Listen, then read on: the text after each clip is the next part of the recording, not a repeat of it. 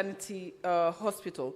Mr. Speaker, sir, I rise pursuant to Standing Order 53.1 to seek a statement from the Standing Committee on Health on a matter of national concern regarding the lack of an intensive care unit, ICU, at Pumwani Maternity Hospital. Mr. Speaker, sir, Pumwani Maternity Hospital is the largest dedicated maternity hospital in East and Central Africa and a crucial referral center for high-risk pregnancies. Life-threatening complications such as severe hemorrhage, eclampsia, sepsis, and cardiac conditions frequently require immediate crucial care intervention. Without an on-site ICU, clinicians are forced to refer unstable patients to other facilities, resulting in dangerous delays and deterioration of patients during the transfer. In the statement, the committee should address the following. Number one, the reasons Pumwani Maternity Hospital still lacks a fully functional ICU. Number two, the short-term measures in place to ensure emergency critical care for mothers and newborns. Number three, the timelines and budgetary plans to establish of an ICU at the facility. The last but not the least, measures by the national and county governments to strengthen emergency obstetric and neonatal care in all level 4 and 5 public hospitals. Mr. Speaker, I thank you. Senator Alexander Mundigi. Yes, Senate Majority Leader. Mr. Speaker, I beg your indulgence, and particularly to the members of the House, including Senator Lomonen, who is about to walk out. Mr. Speaker, it was not any different even in school, Mr. Speaker, when we were classmates. That's Lomonen for you. The point I'm trying to prosecute is this, Mr. Speaker. We've just moved a procedural motion here that the business for tomorrow and Thursday is an impeachment procedure, process for Nyamira County. We have an order item, specifically the cash disbursement for additional allocation, where we're waiting for the report and hopefully to consider that business. Because if we don't do it today, Mr. Speaker, unfortunately, technically today is the last day of sitting. So I want to request colleagues that please bear with us, don't leave the House and the precincts of Parliament, because we must transact that business today. Otherwise, the import is that despite the fact that we have passed the conditional allocations to counties, Mr. Speaker, they will not access that money until February, Mr. Speaker, which will be a great travesty and a dereliction of duty on our part. So I want to plead with our whips to ensure that the members stay in, but also you as the members to request that stay in until we consider that business. I thank you, Mr. Speaker. Thank you for indulging me. Senator Alexander Mundigi. Embu County. Request for statement on labor right and welfare of Kenyans national working in Qatar. Mr. Speaker, sir, I rise person to Standing Order 53.1 to check a statement from the Standing Committee on Labor and Social Welfare on a matter of national concern regarding labor right and welfare of Kenyans national working in Qatar. Mr. Speaker, sir, during the recent visit to Qatar, I meet with Kenyans immigrant workers who raised serious concern regarding their welfare and working conditions. Among the major issues reported were wages disparities compared to other nationalities, unsafe working environment, exploitation by unlicensed recruitment agents, and emotional distress among returnees workers. Also highlighted the lack of streamlined pre-departure process, limited recognition of professional certification acquired abroad, and inadequate support for community engagement and reintegration. In the statement, the committee should address the following.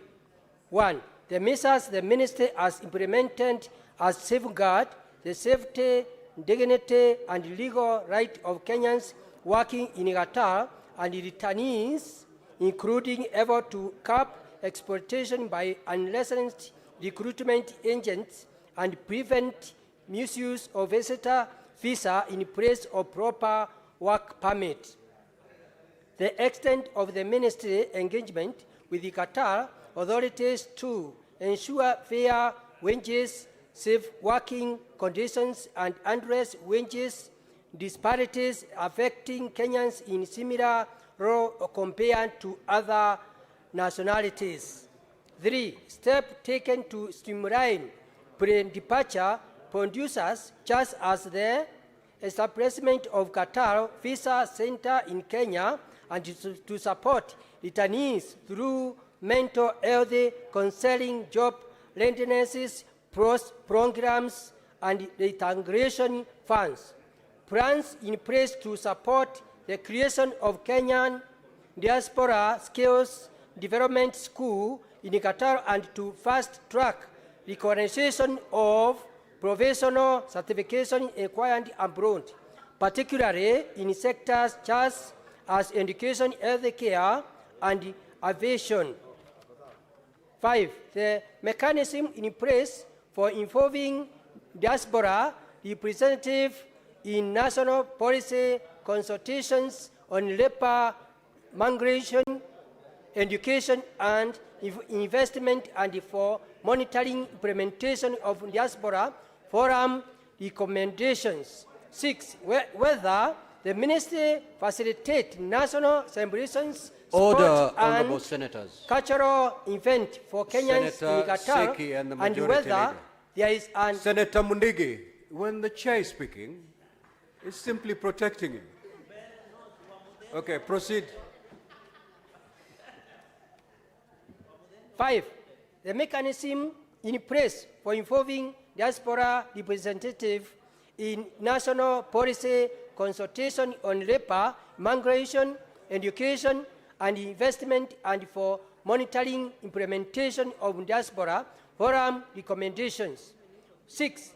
Whether the ministry facilitate national celebration, sport, and cultural event for Kenyans in Qatar, and whether there is a dedicated funds to support such initiative.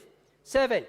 Whether the ministry, in collaboration with the other agencies, has considered involving the tax burden borne by Kenyans working abroad and implemented safeguard against fraudulent investment schemes targeting diaspora committees. Senator Alexander Munyi Mundigi, Senator for Embu County. Doctor. Senator Mutinda Tabitha. Thank you, Mr. Speaker. As you do your statement, you proceed to lay your paper and also move your notice. Thank you, Mr. Speaker. That is well noted. I beg, pursuant to Standing Order 53.1, to seek a statement from the Standing Committee of Health on a matter of national concern regarding the shortage of dexamethasone and surfactant drugs in the public health facilities countrywide. Mr. Speaker, dexamethasone is administered to pregnant women at risk of imminent preterm birth. The drug also accelerates fetal lung development and significantly improves neonatal survival rates. While surfactant is given to paternant neonates soon after delivery, it is critical in optimizing lung function and preventing fatal complications. The shortage of these essential drugs in public health facilities gravely undermines maternal and neonatal care, exposing vulnerable mothers and infants to preventable risk. In the statement, Mr. Speaker, the committee should address the following two issues. 1, the reasons for the shortage of dexamethasone and surfactant drugs in public health facilities countrywide, as well as the steps being taken by the Ministry of Health to resolve this issue. Secondly, the interventions being considered to guarantee sustained and reliable supply of dexamethasone, surfactant, and other essential maternal health drugs in order to avert similar shortages in future. Thank you, Mr. Speaker. As I proceed, Mr. Speaker, I beg to lay The following paper on the table of the Senate today, the 2nd of December, report of the Standing Committee on Finance and Budget on the county additional allocations cash disbursement schedule for financial year 2025-2026.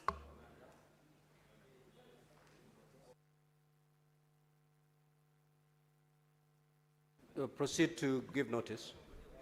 Thank you, Mr. Speaker. I want to give notice of motion on our report that the Senate adopts the report of the Standing Committee of Finance and Budget on the county additional allocations cash disbursement schedule for financial year 2025-2026, laid on the table of the Senate today, the 2nd of December, that is pursuant to Standing Order 17.7 of the Public Finance Management Act, which approves the county government's additional allocation cash disbursement schedule for financial year 2025-2026. Senator Mtata.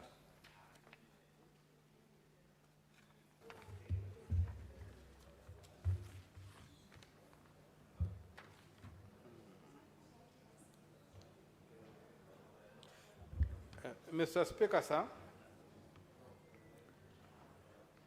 this is a request for a statement on the land dispute between the Kenya Defence Forces and the previous owners of the land in Mariakani and Tangatsini, locations in Kilifi County, earmarked for the construction of an army barracks. Mr. Speaker, sir, I rise pursuant to Standing Order 53, Clause 1, to seek a statement from the Standing Committee on Land, Environment and Natural Resources on a matter of county-wide concern regarding the land dispute between the Kenya Defence Forces, KDF, and the previous owners of parcel number CR 73-754/26010 in Mariakani and Tangatsini locations in Kaloleni Sub-County, Kilifi County.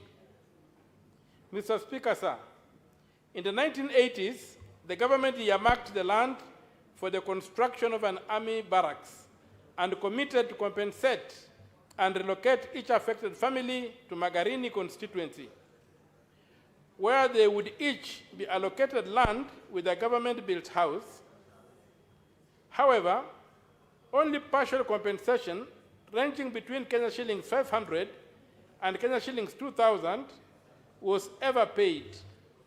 Consequently, the affected families continue to reside in the land as they await the promised relocation, even as they faced constant threats of displacement, prohibitions against putting up permanent structures, or burying their deceased relatives on the land. On 1st September 2025, the KDF issued an ultimatum requiring the families to vacate the land without consultation and without any arrangements for compensation or resettlement. In the statement, the committee should address the following. 1, the historical ownership status of the land registered as parcel number CR 73754/26010 in Kilifi County, including whether due process was followed in the acquisition of the land by the government. 2, the reasons for the failure by the government to fulfill its pledge to relocate the previous owners of the land to Magarini constituency.